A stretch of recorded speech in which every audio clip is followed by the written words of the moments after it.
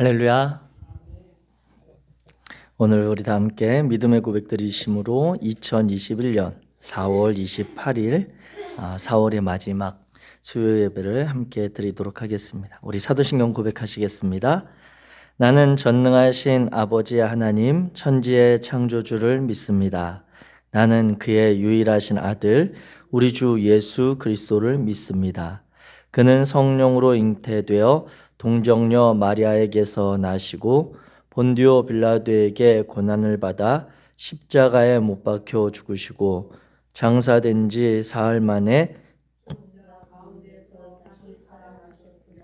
하늘에 오르시어 전능하신 아버지 하나님 우편에 앉아 계시다가 거기로부터 살아있는 자와 죽은 자를 심판하러 오십니다.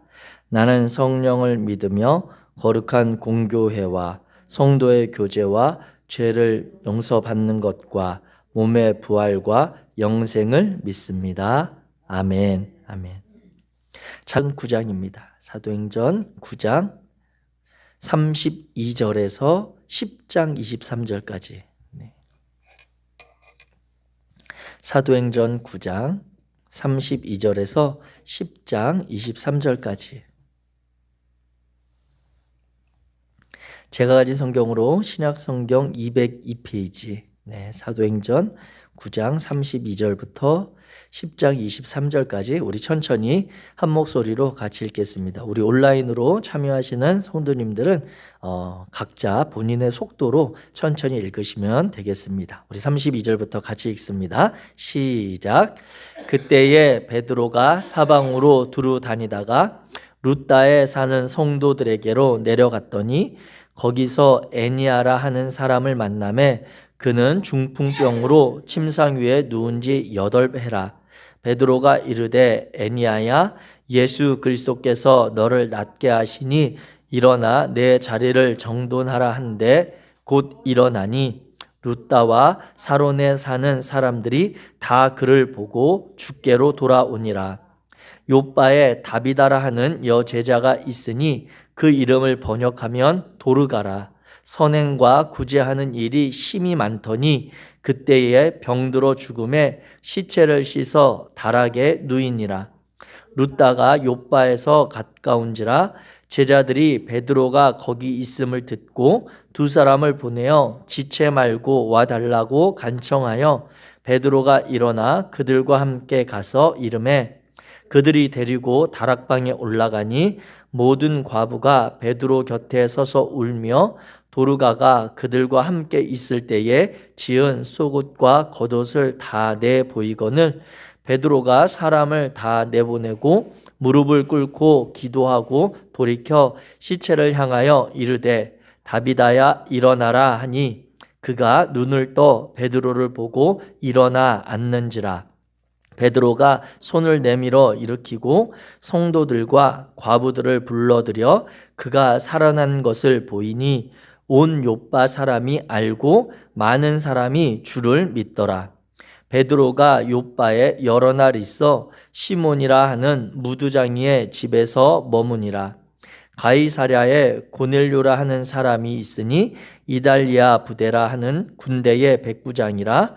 그가 경건하여 온 집안과 더불어 하나님을 경외하며 백성을 많이 구제하고 하나님께 항상 기도하더니 하루는 제9시쯤 되어 환상 중에 밝히 보매 하나님의 사자가 들어와 이르되 고넬료야 하니 고넬료가 주목하여 보고 두려워 이르되 주여 무슨 일이니이까?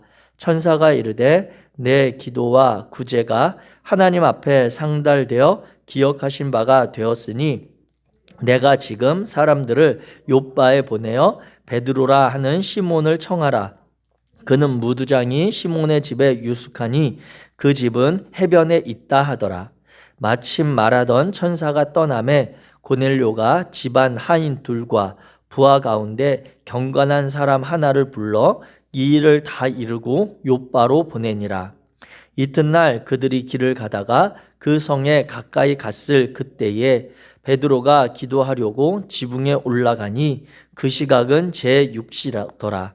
그가 시장하여 먹고자 하매 사람들이 준비할 때에 황홀한 중에 하늘이 열리며 한 그릇이 내려오는 것을 보니 큰 보자기 같고 내 귀를 메어 땅에 드리웠더라.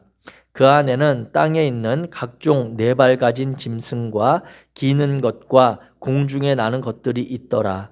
또 소리가 있으되 베드로야 일어나 잡아 먹으라 하거늘 베드로가 이르되 주여 그럴 수 없나이다. 다 속되고 깨끗하지 아니한 것을 내가 결코 먹지 아니하였나이다 한데 또 두 번째 소리가 있으되 하나님께서 깨끗하게 하신 것을 내가 속되다 하지 말라 하더라. 이런 일이 세 번 있은 후 그 그릇이 곧 하늘로 올려져 가니라. 베드로가 본 바 환상이 무슨 뜻인지 속으로 의아해 하더니 마침 고넬료가 보낸 사람들이 시몬의 집을 찾아 문 밖에 서서 불러 묻되 베드로라 하는 시몬이 여기 유숙하느냐 하거늘 베드로가 그 환상에 대하여 생각할 때에 성령께서 그에게 말씀하시되 두 사람이 너를 찾으니 일어나 내려가 의심하지 말고 함께 가라. 내가 그들을 보내었느니라 하시니 베드로가 내려가 그 사람들을 보고 이르되 내가 곧 너희가 찾는 사람인데 너희가 무슨 일로 왔느냐. 그들이 대답하되 백부장 고넬료는 의인이요 하나님을 경외하는 사람이라. 유대 온 족속이 칭찬하더니 그가 거룩한 천사의 지시를 받아 당신을 그 집으로 청하여 말을 들으려 하느니라 한데 베드로가 불러들여 유숙하게 하니라. 아멘. 네, 여기까지 우리 같이 읽겠습니다. 오늘 사도행전 이제 9장의 말씀과 10장의 말씀을 통해서 이제 베드로의 그런 사역에 대해서 이제 좀 살펴보고자 합니다. 특별히 이후에 계속해서 베드로를 중심으로 한 그리고 제자들의 사역에 대해서 또 이렇게 나오는데 오늘은 이제 베드로가 이방 선교를 시작하게 되는 그런 아주 중요한 사건에 대해서 함께 말씀을 나누고자 합니다. 우리가 사도행전을 이제 보게 될 때에 사도행전을 보면 이제 7장에 그런 스데반의 순교, 그 다음에 8장에 그리고 빌립의 집사 빌립의 에디오피아 내시와 사마리아 땅의 복음을 전하는 그러한 내용이 나오고 9장에 구체적으로 사울이 이제 예수님을 만나서 그리고 새롭게 변화되고 사울이 복음을 전하게 되는 그러한 상황들이 나오죠. 그리고 이제 우리가 지난주에 나왔던 9장의 26절부터 그 내용에 보게 되면 사울이 예루살렘에 떠나가서 자신의 고향 땅에 다소에 내려가서 있다가 그곳에서 새롭게 이방 선교로 준비하게 되는 그러한 시점이 되는 그런 상황들을 살펴보았습니다. 그리고 이제 오늘 이제 베드로의 사역이 9장에 연결해서 사울을 중심으로 이렇게 시점이 성경의 시점이 이렇게 막 보여지다가 그 시각에 베드로는 하면서 이렇게 드라마의 장면이 전환되는 것 같은 그러한 모습으로 오늘 9장 32절부터 말씀이 전해주고 있습니다. 오늘 읽은 그 말씀의 내용을 정리하자면 짧게 정리하자면 이러한 내용이죠. 사울이 그러한 사역들과 이러한 일들을 행하는 가운데 이제 그 시각에 베드로는 사방으로 다니다가 이제 욥바라 룻다라고 하는 곳에서 애니아라고 하는 성도의 그런 중풍병을 치료하는 그러한 상황이 이르게 됩니다. 그리고 나서 그것을 치료한 이후에 룻다와 사론에 있는 사람들이 복음을 또 듣고 받아들이는 가운데 욥바라고 하는 곳에 다비다라고 일컬어지던 선행과 구제를 많이 하던 그러한 주님을 따르던 이가 이제 질병으로 죽게 되는 사건이 일어납니다. 그런데 그 곁에 이제 룻다와 욥바가 가까운 지역이니까 제자들이 혹시나 하고 룻다에 있던 베드로를 불러서 이 다비다의 시신을 위해서 베드로가 도착해서 기도하고 그 다비다가 살아나는 사건이 이제 일어나죠. 그러면서 베드로가 욥바에 이제 또 머물게 되었습니다. 그래서 베드로의 동선을 보면 룻다에 있다가 욥바에서 지금 머무는 그런 상황입니다. 그런데 그 시각에 그때쯤에 이제 가이사랴에서 일어난 일이 이제 10장에 시작하는 내용입니다. 그래서 가이사랴에 이탈리아 군대의 백부장이었던 즉 이탈리아 군대라고 하면 로마군이죠. 로마군의 백부장이었던 고넬료라고 하는 사람이, 이 사람이 주님에게 기도하다가 주님께서 그에게 응답하시면서 베드로를 청해서 너희가 베드로를 청해서 말씀을 들어라 라고 하는 그런 메시지를 듣고 베드로를 초청하는 장면이 있습니다. 그런데 이제 그 초청하러 보내는 상황 가운데 베드로는 요빠 시몬의 집에서 기도하다가 이제 하늘에서 내려오는 그런 보자기에 쌓인 음식을 두고 그 음식을 먹어야 되느냐 말아야 되느냐 그렇게 하던 그런 환상을 보고 있는데, 이제 고넬료에 보낸 그러한 하인들이 베드로를 방문해서 그리고 베드로가 그들을 만나는 장면들이 이제 나타나게 되는 것이죠. 이 내용이, 상황이 이렇게 세 가지 이런 상황 가운데서 어떻게 이 베드로를 중심으로 사건이 연결되는지가 오늘 9장 32절부터 10장 23절의 그러한 말씀입니다. 오늘 9장 32절부터 그 9장의 내용을 통해서 보게 되는 것은 이 애니야와 그리고 다비다라고 하는 그러한 신실한 성도들에게 나타난 그러한 모습을 보게 될 때 우리가 기억하게 되는 것은, 믿음에 있는 믿음의 자녀, 또 하나님의 자녀들이라고 할지라도 우리의 이 땅에서의 삶에 있어서 유한한 것들을 피할 수 없다라고 하는 것을 우리는 기억할 필요가 있습니다. 우리 교회 안에도 이제 제가 최근에 같이 기도 제목을 나누기도 하고 우리 성도님들의 모습을 보면서 참 개인적으로 좀 속상하기도 한 그런 모습은, 이전에 제가 어렸을 때 저를 위해서 그렇게 기도해 주시고 따뜻하게 품어주시고 그리고 교회에 있어서 우리 신앙의 공동체를 위해 그렇게 열심으로 헌신하시고 수고하셨던 우리 집사님, 권사님들이 이제 연세가 들어가시면서 이제 차츰 그러한 헌신과 사역의 자리에서 그런 이제 뒤로 조금씩 물러나는 모습을 보게 될 때 당연히 그것은 마땅한 바라고 생각되어지지만 속상한 것은 개인적으로 저는 어쩔 수가 없는 것 같습니다. 왜냐하면 그분들의 신앙의 그런 열심과 뜨거움들을 보면서 제가 이 공동체를 사랑하는 것, 우리 성일교회를 사랑하는 마음들을 많이 배웠었고 그분들의 헌신을 많이 보았었기 때문에 그러한 부분들이 이제 차츰 신체적인 그런 연약함으로 인해서 자리를 점점씩 하나둘 내려놓는 모습을 볼 때 개인적으로 좀 안타까운 그런 마음을 갖게 되고, 이것이 어쩌면 하나님께서 공동체를 새롭게 또 이끌어 가시는 그러한 과정이라고 하는 것을 받아들이게 됩니다. 그것은 어쩔 수가 없는 것이죠. 우리가 하나님을 믿고 따른다고 해서 우리들은 이 땅 가운데서 이 유한한 생명이, 육체의 생명이 영원할 수는 없는 것이기 때문에 그것이 차츰 자연스럽게 질서를 따라서 믿음의 후대들에게 그리고 그 믿음의 뒤를 이어서 헌신과 사역의 자리를 잘 다른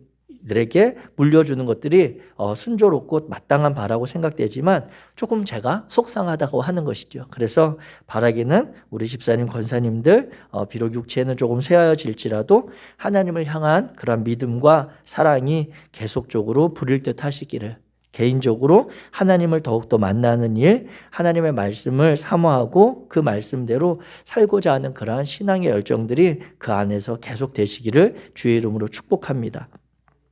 이러한 모습들이 이 애니야와 다비다의 모습을 통해서 우리에게도 능히 일어날 수 있다라고 하는 것입니다. 조금 더 넓게 본다면 뜻하지 않은 그런 질병이나 사고를 우리 성도들도 다 당할 수 있고, 그것들은 하나님의 어떠한 책망하심이나 우리가 무엇을 잘못하고 잘하고의 문제가 아니라고 하는 것입니다. 그래서 이 일들에 대해서 우리가 하나님을 믿기에, 언제나 우리와 함께 하시는 하나님을 믿기에 그 모든 과정들 순간순간에 하나님께서 우리에게 주시는 은혜가 있고, 그 아픔과 고통의 시간에도 하나님께서는 우리를 잊지 아니하시고 우리와 함께 하신다는 그 믿음이 우리 안에 항상 함께 하시기를 부탁드립니다.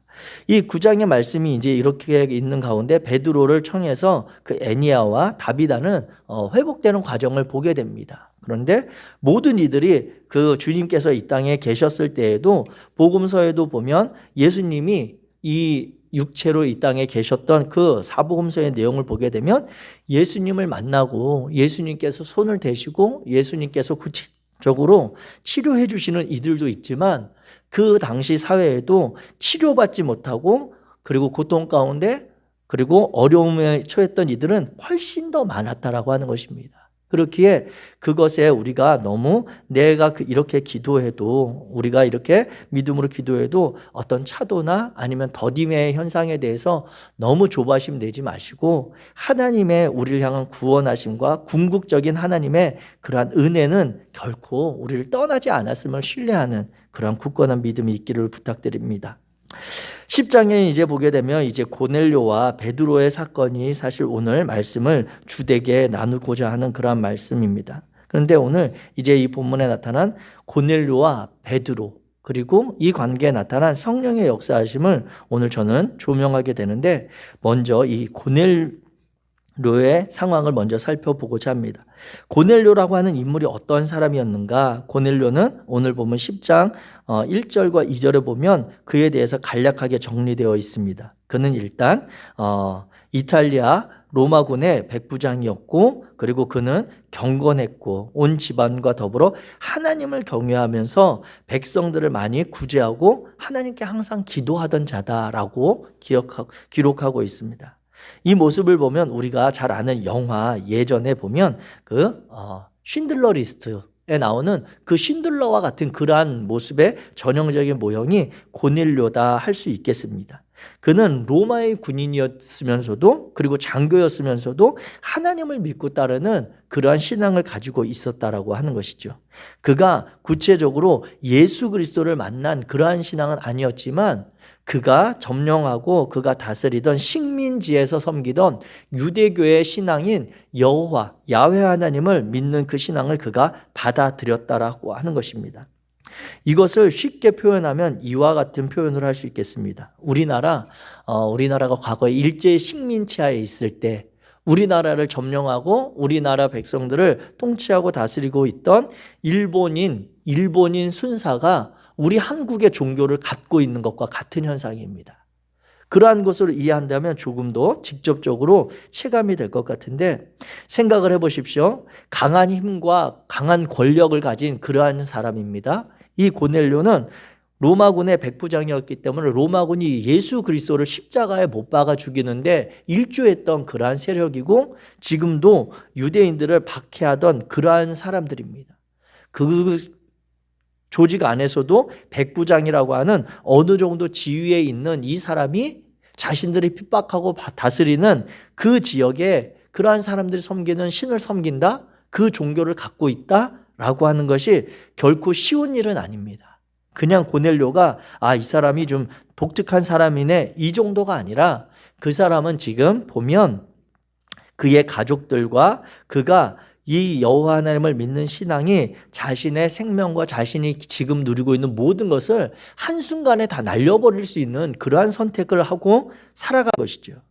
그래서 그가 그러한 신앙을 가진 가운데 하나님께 항상 기도하다가 습관을 따라 이제 보면 9시쯤 돼서 기도하는데 하나님의 사자가 그에게 찾아오는 장면이 있습니다. 그리고 고넬료가 그러한 현상에 대해서 두려워하는 가운데 천사가 이를 말씀하시기를 4절을 보면, 내 기도와 구제가 하나님 앞에 상달되었고 기억하실 바가 되었으니 너는 지금 사람들을 욥바로 보내서 베드로라 하는 시몬을 청하라라고 이야기합니다.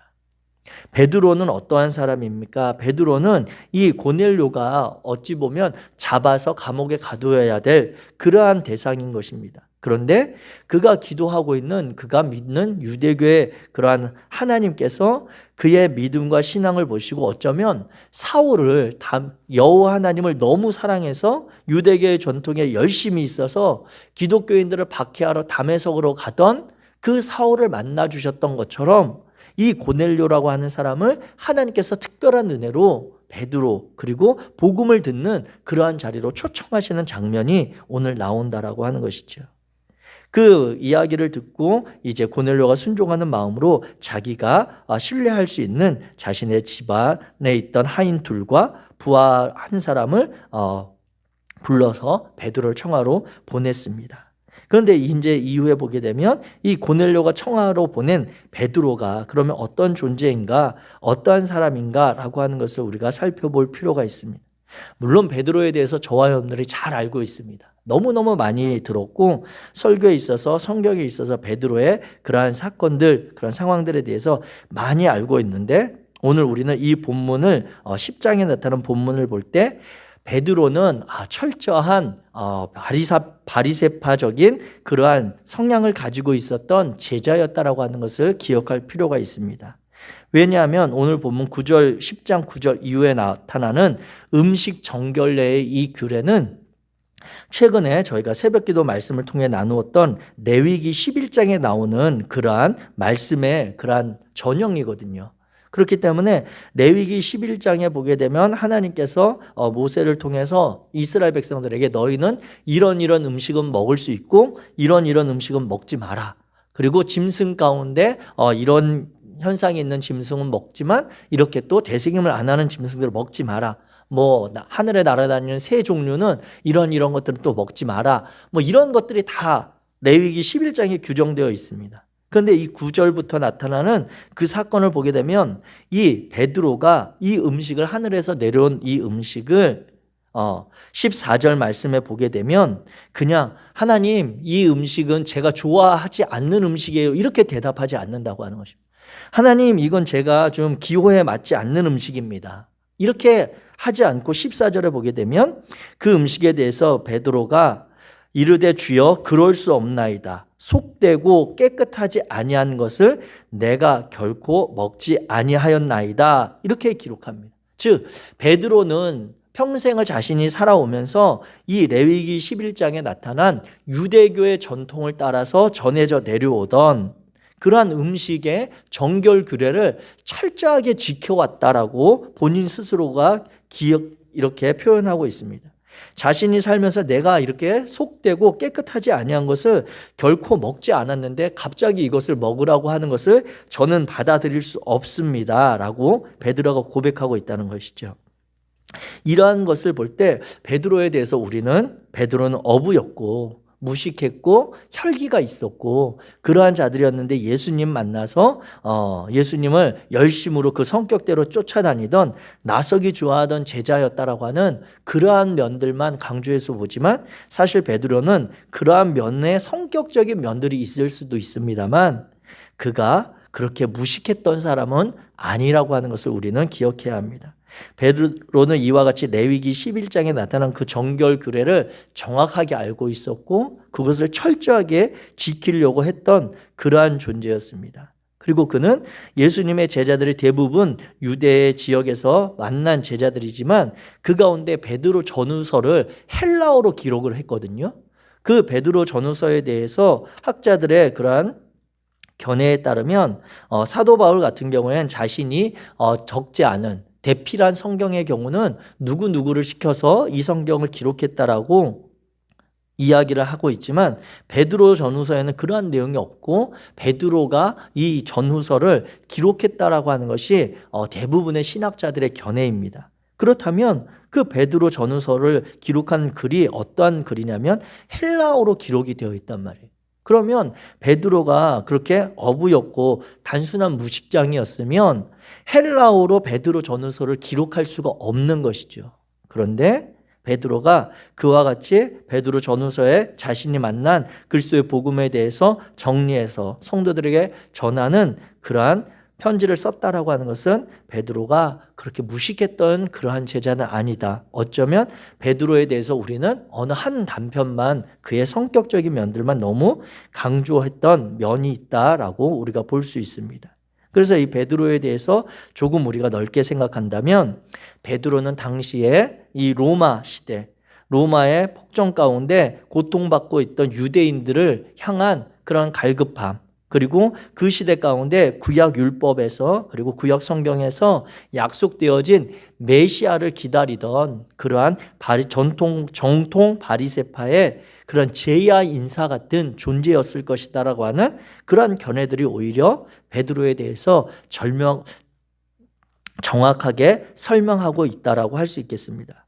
당시 통치하던 로마 사회에 거부하던 메시아를 기다리던 유대 사회의 어떤 제야에 있었던 인사로서 베드로가 로마의 저항에서 살아갈 때 당시의 도시나 이런 문화권 안에서는 로마 사람들과 끊임없이 부딪히고 그들과 매일 수밖에 없기 때문에 그 생활을 뒤로하고 바닷가에 가서 스스로 물고기를 잡아서 자기의 생활을 자급자족하던 중에, 그러한 중에 예수님을 만나서 제자가 되었던 그러한 인물로 우리가 관점을 전환시켜 볼 필요가 있습니다. 이와 같이 이 베드로에 대해서 인식을 갖게 된다면 베드로는 이 율법주의 그리고 유대교의 전통에 대해서 아주 철저하게 지키던 사람이죠. 그리고 그가 예수님을 만나기는 했지만 예수님과 3년 동안 공생애를 거치고 예수 그리스도가 십자가에 달려 죽으시고 부활하신 그러한 모든 상황들을 목격하긴 했지만 그가 태어나면서부터 학습되어진, 그가 자라나면서 모든 것을 배우고 익숙해진 유대교의 그 낡은 전통에 대해서는 그가 벗어나지 못하고 그 생활 패턴이 그대로 있었다라고 하는 것을 우리는 생각해 볼 수 있습니다. 그래서 이러한 상황 가운데 오랫동안 그 자리 잡혀서 화석화된 그의 신념과 가치가 오늘 이 10장 9절부터 나타나는 음식 정결례에 대해서 그가 주님과 3번이나 이것에 대해서 실강해하는 내용이 나타나고 있는 것입니다. 그리고 오늘 10장 17절에 보게 되면 이 실강의 장면이 3번 있은 후에 그 그릇이 하늘로 올려져 갔는데 17절에 보면 베드로가 본 바 환상이 무슨 뜻인지 속으로 의아해 하더니 이렇게 기록합니다. 이 상황에 대해서 베드로가 도저히 자기는 용납하지 못하고 베드로가 이것을 수긍했다라고 결코 성경이 기록하지 않습니다. 베드로는 자기의 생각과 자기가 가지고 있었던 종교의 그러한 신념들을 결코 꺾지 않았습니다. 주님이 하시는 말씀에 대해서 끝까지 거부하다가 결국 그릇은 올려져 가고 환상이 종료되는 상황인 가운데 이제 고넬료가 보낸 사람들에게 되어진 것을 보게 됩니다. 자, 그렇다면 우리가 다시 한번 우리가 이 본문의 말씀들을 이제 새로운 관점으로 보기 원하는데 고넬료가 보낸 사람들이 이제 베드로를 만나는 그러한 상황을 보게 될 때 그 보게 되면 19절 말씀에 베드로가 그 환상에 대해서 과연 이게 무슨 이야기인가, 이게 무슨 상황인가 생각할 때 성령께서 그에게 말씀하십니다. 성령께서 그에게 말씀하시되 두 사람이 너를 찾으니 일어나 내려가 의심하지 말고 함께 가라.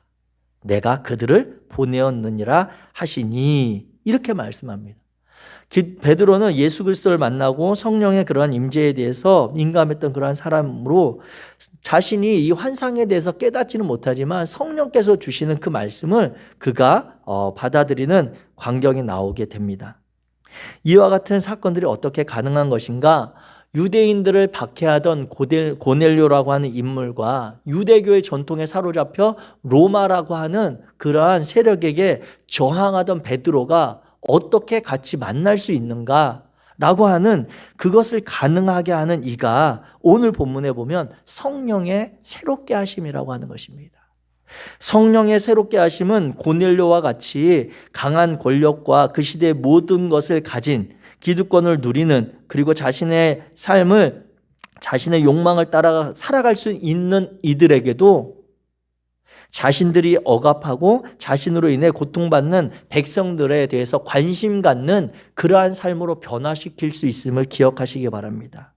우리가 이 시대를 살아가는 가운데 어떠한 우리 위에 있는 권력이나 어떤 제도의 지도자들에 대해서 다 비난하고 다 욕할 것이 아니라 그들 가운데도 성령께서 임재하셔서 예수 그리스도의 복음을 믿고 그들이 부지 중에 알 수 없는 중에라도 하나님이 원하시는 그러한 자신의 삶을 이 땅 가운데 성실히 살아갈 수도 있는 이들이 있습니다. 그것을 가능하게 하시고 그들의 생각과 관점을 전환시킬 수 있는 역할을 성령께서 하신다라고 하는 것이죠. 또 우리 고통받고 이 땅 가운데 살아가는 많은 연약한 이들, 소외된 이들에게도 하나님께서는 성령을 통해서 그들의 마음이 열려지게 하고 그들의 생각을 열어서 다른 이들과 함께 나의 힘겹고 어려운 삶의 자리에도 나와 같이 어려움에 있는 이들을 돌아볼 수 있는 그러한 믿음과 그러한 은혜의 눈을 열어주실 수 있다라고 하는 것입니다.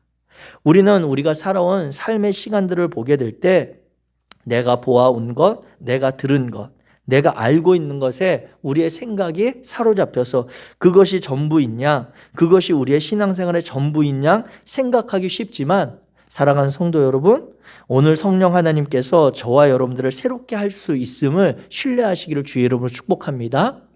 어쩌면 우리의 모습이 베드로와 같은 모습일 수 있습니다. 우리가 하나님 앞에 모여서 예배하고 하나님 앞에 공동체로 모여서 같이 찬양하고 뜨겁게 기도하고 뜨겁게 주님의 말씀을 사모하는 그것이 신앙생활이지, 그것이 주님을 바로 믿는 것이지라고 생각하고 그렇게 살아갈 수도 있지만, 우리의 삶의 상황 가운데 하나님께서는 동일하게 역사하시며 동일한 은혜를 허락하시는데 성령께서 전혀 새로운 방법으로 우리에게 은혜 주실 수 있다라고 하는 것입니다. 우리가 이와 같이 코로나19로 진행되는 이 상황들을 보면서 기존의 공동체의 모습과 우리 교회의 예배의 모습과 전혀 다른 모습을 하지만, 이제 1년 정도 지나게 되니 많은 성도님들이 나름대로 어떻게 예배하는 것인지, 어떻게 내가 하나님 앞에 온라인으로 더 집중해서 예배해야 되는 것인지 더 관심 갖고 그 방법들을 택해서 최선을 다해 예배하는 성도들이 있습니다. 또 할 수만 있으면 그래도 이 신앙의 공동체에 가장 힘이 되는 이 현장에 모여서 그래도 우리가 신앙의 모습들, 함께 공동체됨을 확인하고 신앙을 세워가기 위해서 할 수 있는 대로 교회를 찾아 예배의 자리를 지켜가는 이들도 있습니다. 그 모든 예배 가운데 하나님께서는 동일하게 은혜를 주시고 동일한 그 예배자의 마음을 통해 영광을 받으신다라고 하는 것입니다. 이것이 이 고넬료와 베드로의 만남을 통해서 가능한 것이고, 이 사도행전 10장이 이제 이방인 선교를 향해서 나아가는 데 있어서 정말 중요한 모습, 어쩌면 사도 바울의 그러한 모습보다 더 확장되고 더 확실한 그러한 이방인 선교의 길을 열어가는 장면을 저와 여러분들이 보고 있습니다. 예를 들면 이러한 것입니다. 만약에 이 베드로를 중심으로 한 기존의 교회 지도자들과 그 당시의 초대교회 성도들이 그 전에 자신들이 가지고 있었던 그러한 전통에 따르는 신앙의 모습만을 고수하고 있었다면 이방인 선교가 가능했을까? 오늘 저와 여러분들이 이 예수 그리스도의 복음을 들을 수 있었을까? 라고 하는 것들을 생각을 해보게 됩니다. 왜냐하면 이방인 선교에 있어서 가장 큰 걸림은 유대 그리스도교의 전통과 베드로를 비롯한 교회 지도자들의 의식에 있습니다. 아무리 사도 바울이 이방인들에게 예수 그리스도의 복음을 전하고 그들에게 예수 그리스도에 대해서 소개해도 기존에 있었던 교회 공동체 안에서 그 이방인들이 가지고 있는 나사렛 예수 그리스도에 대한 믿음을 인정해 주지 않으면 사도 바울이 전한 복음은 전부 다 이단인 거예요. 사도 바울이 전한 복음은 유대교 전통과 그 형식을 벗어난, 그리고 하나님이 택하신 이스라엘 민족을 넘어선 그들의 이루는 구원을 인정하지 않는 가운데 저와 여러분들이 믿고 따른 이 복음이 의미 없는 그러한 복음이 되어버리는 것입니다. 그런데 성령께서 고넬료라고 하는 그러한 백부장을 이 베드로가 만나게 하심으로, 그리고 성령께서 우리가 살펴봤던 레위기에 나타난 음식 정결 규례를 새롭게 베드로에게 풀어주심으로 인해 그 사건이 결국 유대교 전통에서는 음식을 먹어야 할 것과 먹지 말아야 할 것이 있지만 성령께서는 하나님께서 정하다고 하는 것을 왜 네가 속하다라고 하느냐, 왜 속되다라고 하느냐라고 말씀하시고, 마가복음 7장에 예수님께서 베드로와 제자들 앞에서 분명히 선언하셨던 그 말씀, 무엇이든지 밖에서 안으로 들어가는 것이 능히 사람을 더럽게 하지 못함을 알지 못하느냐, 이는 마음으로 들어가지 않고 배로 들어가 뒤로 나감이라.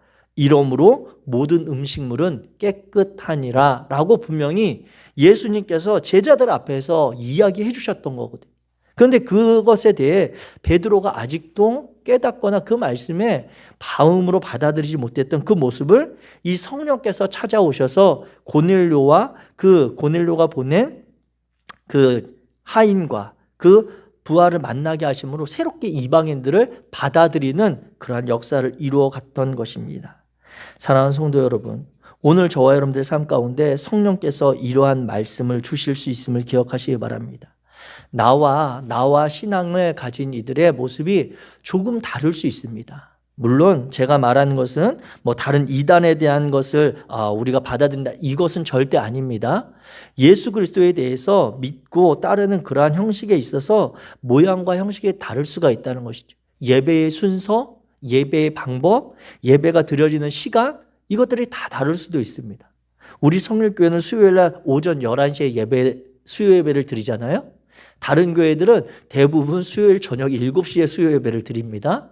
11시에 드린다고 할 때 처음에 사람들이 의아해 할 수 있어요. 그런데 그것은 성경에 나타난 것을 어떻게 우리가 바꾸거나 다르게 해석해서가 아니라, 시간은 우리 공동체에 속한 우리 성도님들이 조금 더 여유 있고 예배에 집중하기 쉽고 참여하기 좋은 시간을 우리 공동체 안에서 임의로 정해서 나가는 시간인 것입니다.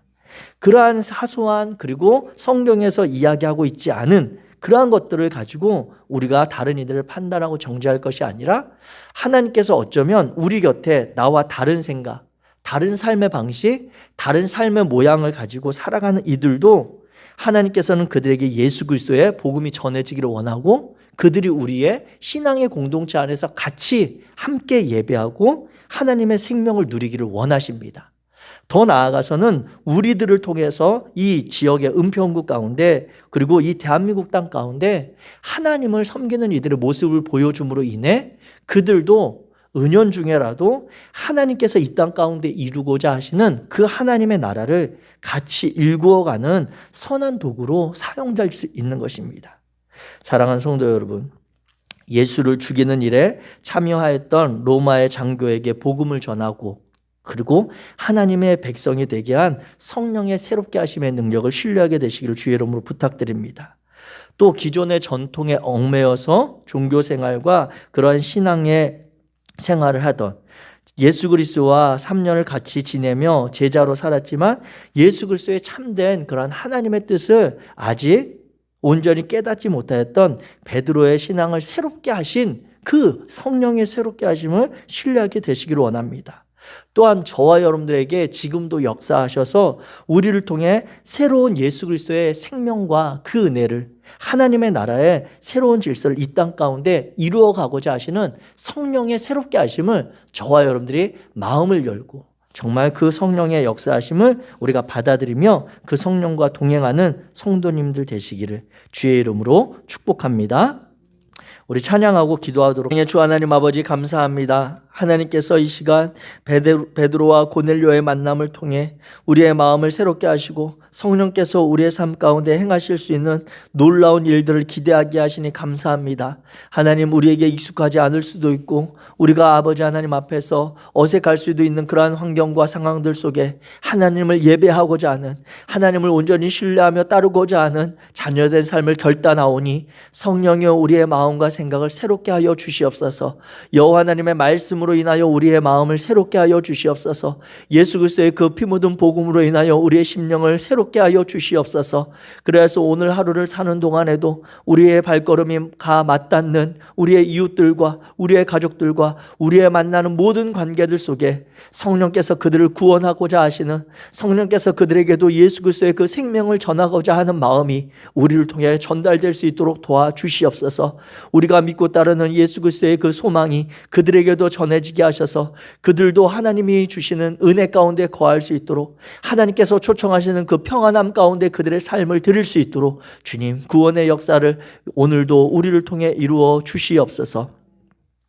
이제는 우리 주 예수 그리스도의 그 크신 은혜와 아버지 하나님의 풍성하신 사랑과 성령의 동행하시며 이끄시며 우리를 새롭게 하심이 하나님의 말씀을 따라 주님의 삶을 믿음으로 결단하는 당신의 사랑하는 자녀들 위해 이제로부터 영원토록 함께 있을지어다.